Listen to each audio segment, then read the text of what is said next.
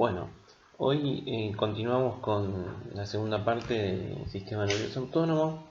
Vamos a ver la rama nerviosa simpática.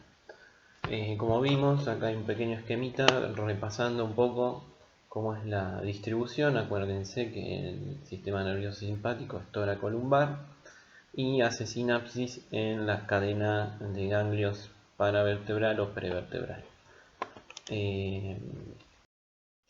Siguiendo, recordamos que tenemos una fibra preganglionar que es corta y hace sinapsis en el ganglio, en la cadena que ya nombramos. En esta su neurotransmisor es la acetilcolina y los receptores que están en el cuerpo de la neurona postsináptica, ¿sí? Es de tipo nicotínico neurales.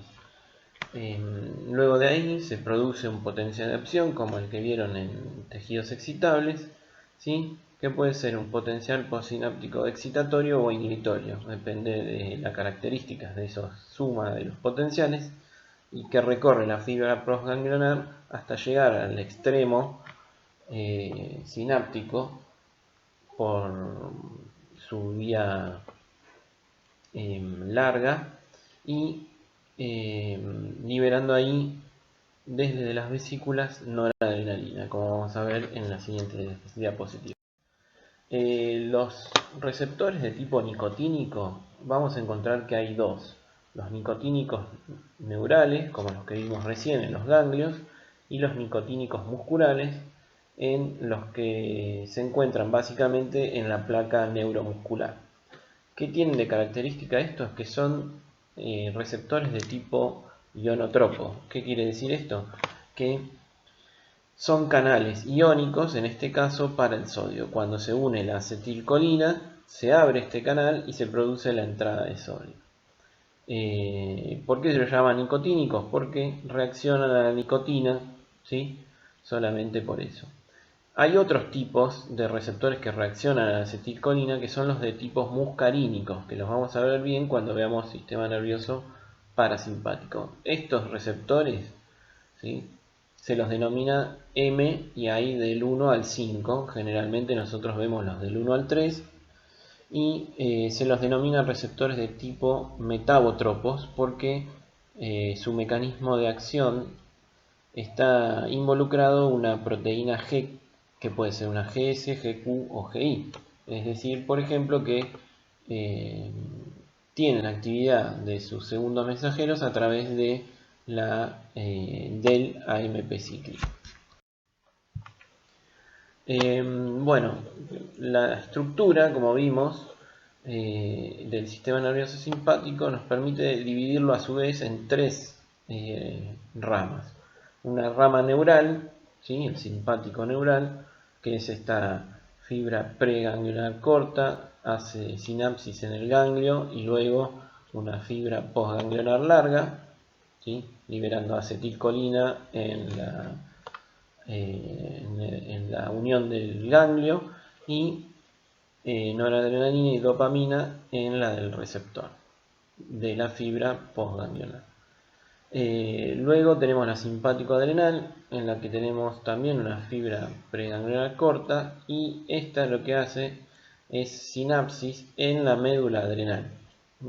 Estas células de la médula adrenal, que son células cromafines, lo que van a hacer es liberar adrenalina, pero esta vez a sangre, y de ahí va a viajar por el torrente sanguíneo y se va a encontrar en los órganos con los receptores correspondientes. Y después tenemos una rama que es la simpático-colinérgica, en la cual en ambos, ¿sí?, terminales sinápticos se libera acetilcolina. Por eso se la llama simpático-colinérgica y no adrenérgicas o noradrenérgicas. El sistema simpático neural, fíjense que su principal neurotransmisor es la noradrenalina. En cambio, el sistema simpático adrenal, su principal neurotransmisor es la adrenalina. Esta es la noradrenalina, es una catecolamina, y es lo que va a ir a generar el efecto sobre los tejidos al unirse a sus receptores correspondientes. La síntesis de la noradrenalina, ¿sí? Y también en parte de la adrenalina, como vamos a ver luego, se inicia con la tirosina. La tirosina, a través de al ingresar a la célula y a través de una enzima, la tirosina hidroxilasa, ¿sí? Es transformada en dopa. Este paso es lo que se denomina el paso limitante, ¿sí? Si no ocurre este paso, no se puede dar la biosíntesis de las catecolaminas. Luego, a través de la dopamina de carboxilasa, se transforma en dopamina, ¿sí? Esta dopamina, fíjense que tiene retroalimentación negativa sobre la tirosina hidroxilasa y es lo que va a dar un control sobre la producción de la dopamina. Luego esta dopamina ingresa a través de canales, ¿sí? Dentro de las vesículas, donde vamos a encontrar una enzima que es la dopamina beta hidroxilasa, que va a dar como resultado la transformación en noradrenalina, ¿sí? Cuando llegue el potencial de acción, como vimos, se van a abrir estos canales de calcio y el calcio va a entrar y va a producir la unión de la vesícula a la membrana sináptica y ahí se va a liberar la noradrenalina. Acá esta noradrenalina vamos a poder encontrar, ¿sí? Que se puede unir a receptores de tipo alfa y beta. Vamos a ver luego varios tipos de receptores, ¿sí?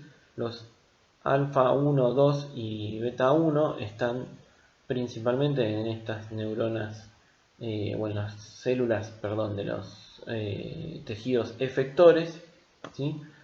Y vamos a encontrar también que hay un sistema de control, de autocontrol, donde la noradrenalina, ¿sí? O norepinefrina, por eso dice NE acá, cuando está en altas concentraciones, actúa sobre un autorreceptor de la fibra postganglional que produce la inhibición de la dopamina beta hidroxilasa, lo que hace que disminuya la cantidad de noradrenalina.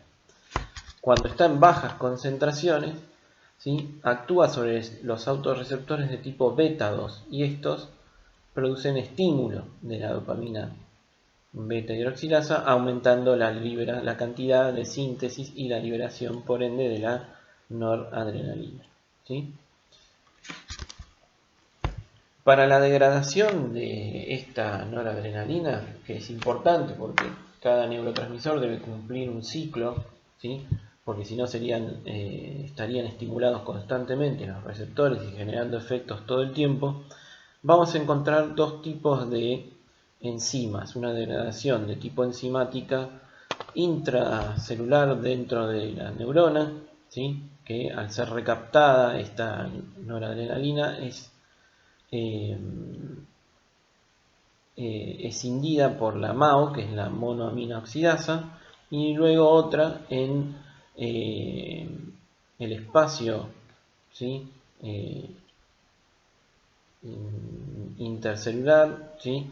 O en el espacio sináptico, que es la COM, que es la catecol ortometiltransferasa, ¿sí? También algo muy importante es la difusión dentro del espacio sináptico para la terminación de la actividad de la noradrenalina. Entonces tenemos que en la terminación, resumiendo los métodos o los actividades de cómo se termina metabólicamente la actividad de la noradrenalina, tenemos la dilución en el espacio sináptico, como nombramos, aporta una baja cantidad, un 10%, ¿sí? Fíjense, esto es comparando dos espacios sinápticos diferentes en el miocardio y en las arteriolas, como la de las arteriolas al tener mayor espacio sináptico, ¿sí? Mayor es la dilución. Luego tenemos la recaptación, ¿sí? O captación neuronal de tipo 1 a través del transporte activo por una ATPasa de sodio y potasio, ¿sí? Que es dependiente de la temperatura de la presencia obviamente del sodio en el líquido extracelular, y es inhibida por la cocaína. Esta es bastante importante, aporta un 70% a terminar con la actividad neuronal de la noradrenalina y de la adrenalina, ¿sí? De las catecolaminas en general. La captación extraneuronal o recaptación de tipo 2 aporta un 20% y es dada por el transporte facilitado, y fíjense que hay una particularidad que es inhibida por los glucocorticoides. Esto quiere decir, cuando vean la parte de estrés, ¿sí? Van a ver que en el estrés agudo y en el estrés crónico siempre se libera adrenalina y glucocorticoides. La diferencia está entre que el estrés agudo se libera mucha mayor cantidad de adrenalina, ¿sí? Ella es está más presente en este tipo de estrés, y en cambio en el estrés crónico se libera mayor cantidad de glucocorticoides, más presentes los glucocorticoides. Esto quiere decir que parte de estos glucocorticoides inhiben, ¿sí?, este tipo de recaptación para que se produzca una mayor actividad del sistema adrenérgico. Acá podemos ver cómo es la acción de las enzimas luego de este tipo de recaptación. Como vimos, la oxidación a través de la MAO, ¿sí?, monoamino oxidasa, y la metilación a través de la catecol ortometiltransferasa. Fíjense dónde se encuentran más o menos estas enzimas, y da como resultado dos metabolitos que en algunos casos se pueden usar como marcadores de actividad neuronal, ¿sí?, y del sistema nervioso simpático principalmente, como son el ácido valinilmandénico, ¿sí?, y el metoxihidroxifenilglicol.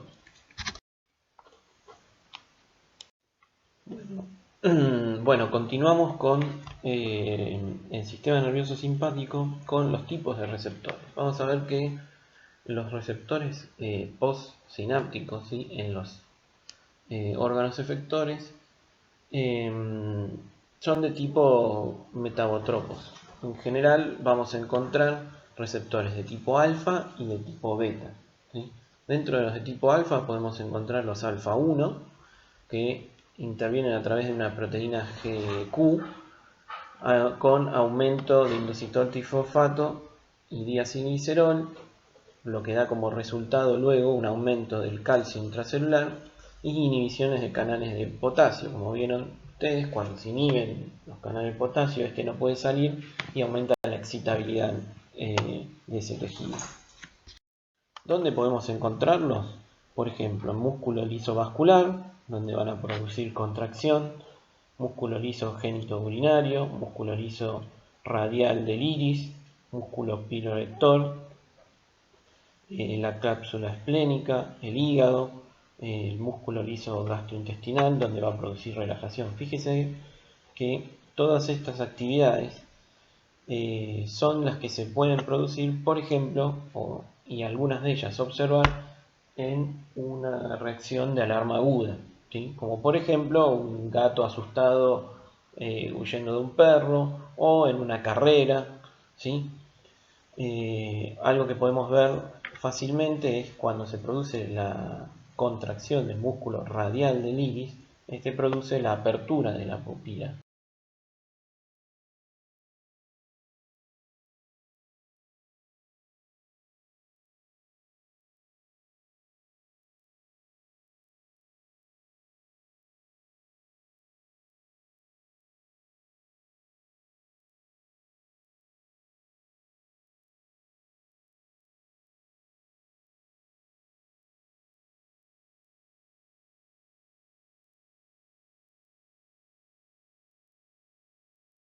¿Sí? Acá podemos ver el músculo piloerector, como eriza el pelo, la pupila relajada para mejorar la visión, ¿sí?, la entrada de luz.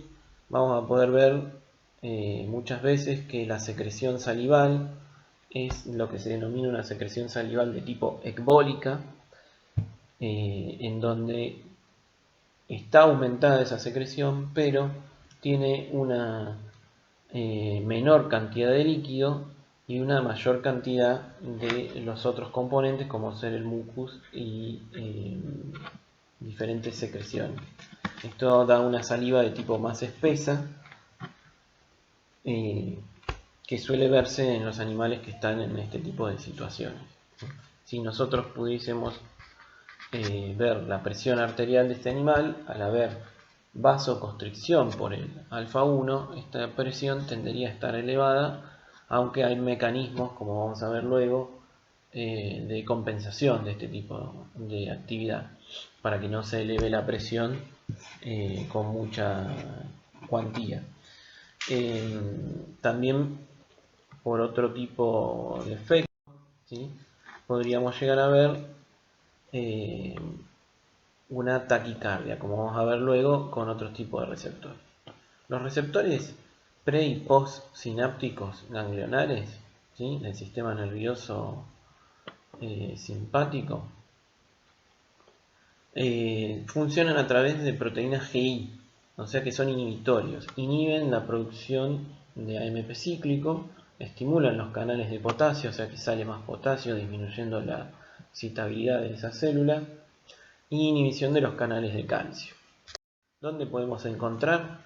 En las células beta del páncreas, donde producen disminución de la insulina, ¿sí?, en las plaquetas, donde producen agregación plaquetaria, en el músculo liso vascular, donde producen contracción en este caso, y en los plexos de Averbach, en el sistema nervioso entérico, donde producen inhibición. Como pueden ver, acá tenemos dos ejemplos de agonistas alfa 2 presinápticos, los cuales pueden ser usados, por ejemplo, para la sedación y la analgesia, debido a que estos actúan sobre las neuronas del tálamo y corteza a través de la inhibición de la liberación de noradrenalina, o sea que producen una disminución de toda la actividad simpática, y la analgesia a través de la inhibición de la liberación de intermediadores del dolor, como son el glutamato, la sustancia P y el péptido relacionado con el gen de la calcitonina.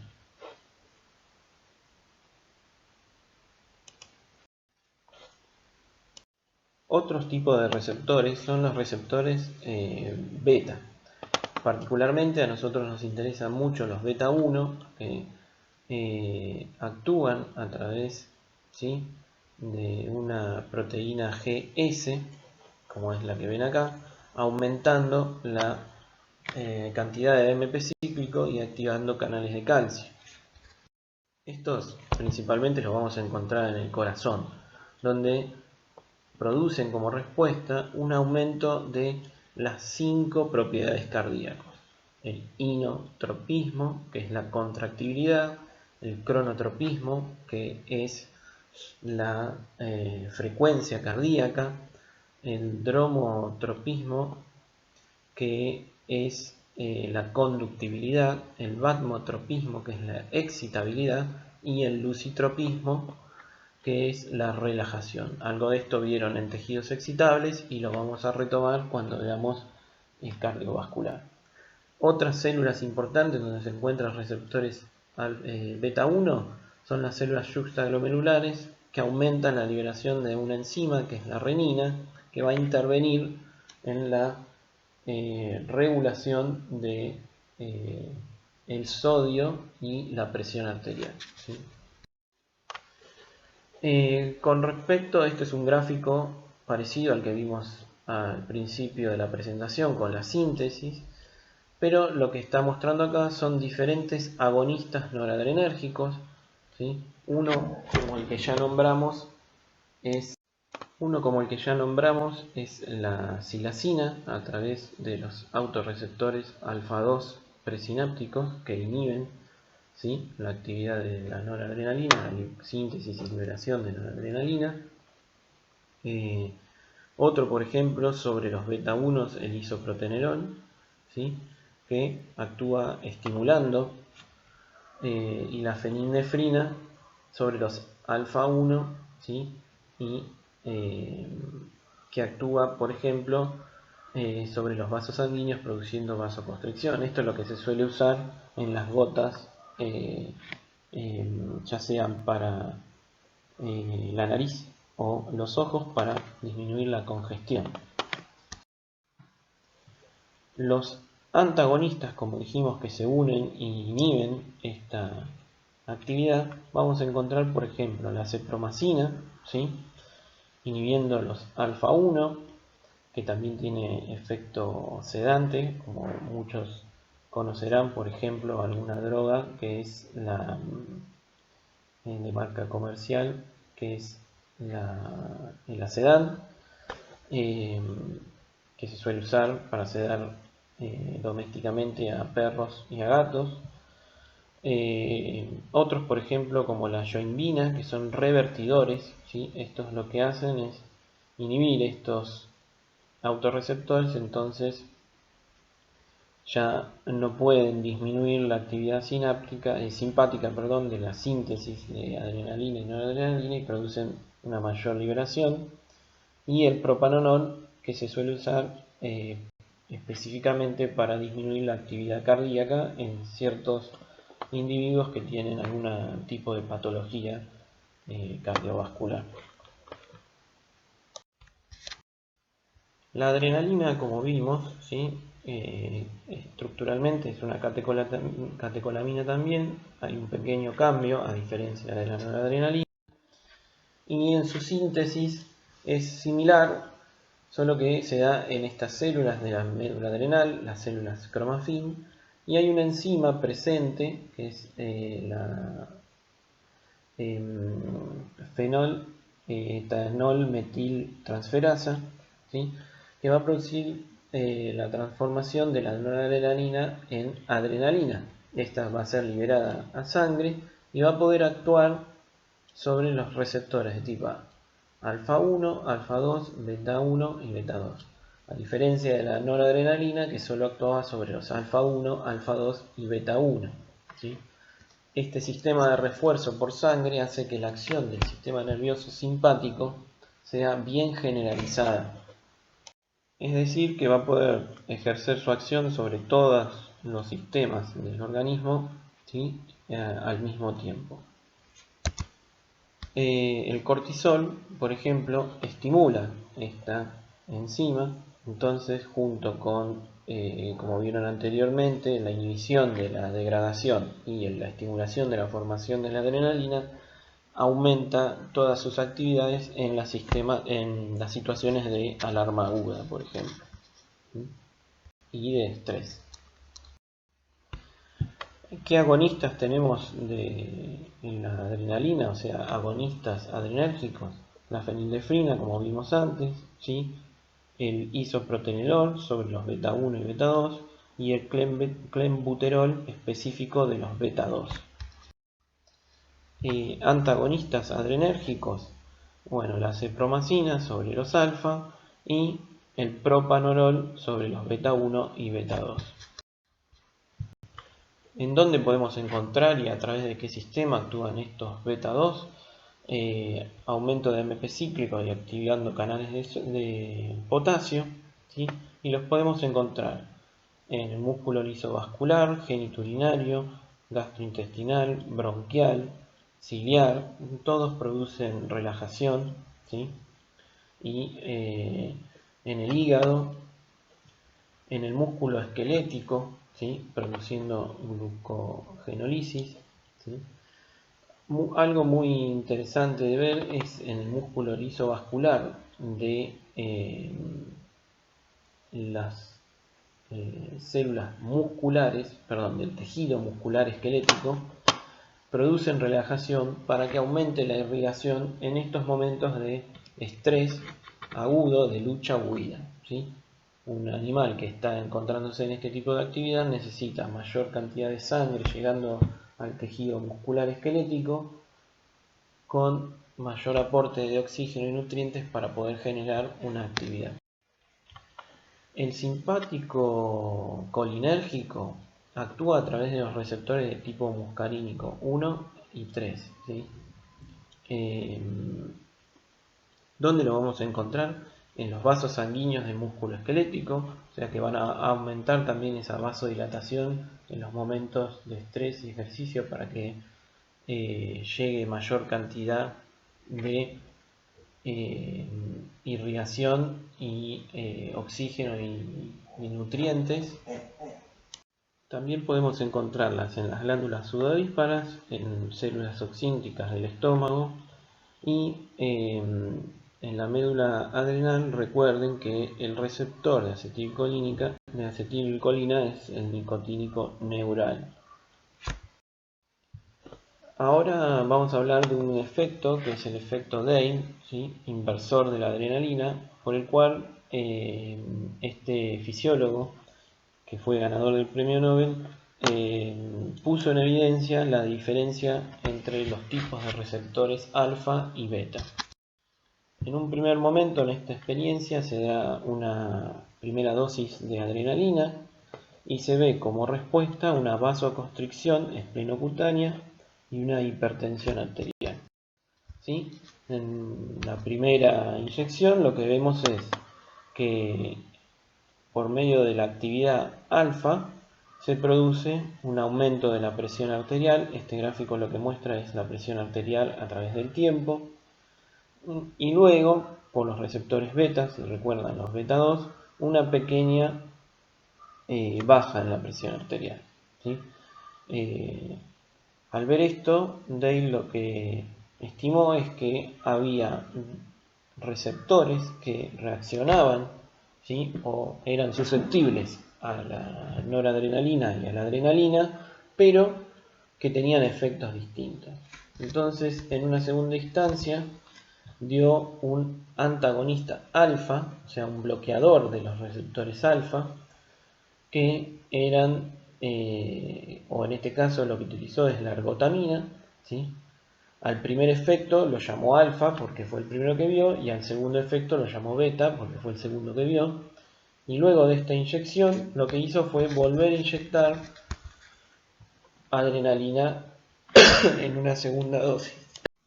Al inyectar esta segunda dosis de adrenalina y el estar bloqueados los receptores alfa, solamente vio el efecto beta y con mayor intensidad. Esto quiere decir que se produjo una vasodilatación esplenocutánea y una hipotensión arterial. Por lo tanto, Day demostró en esta experiencia que había dos tipos de receptores, alfa y beta, que reaccionaban al mismo neurotransmisor, pero que tenían acciones distintas dependiendo del territorio en el cual se localizaban. Acá les dejo todo detallado cómo se produjo esta experiencia para que la puedan leer y analizar ustedes mismos. Bueno, hemos llegado al final de la segunda parte. Hemos visto sistema nervioso simpático. Nos queda ver en la próxima presentación sistema nervioso parasimpático.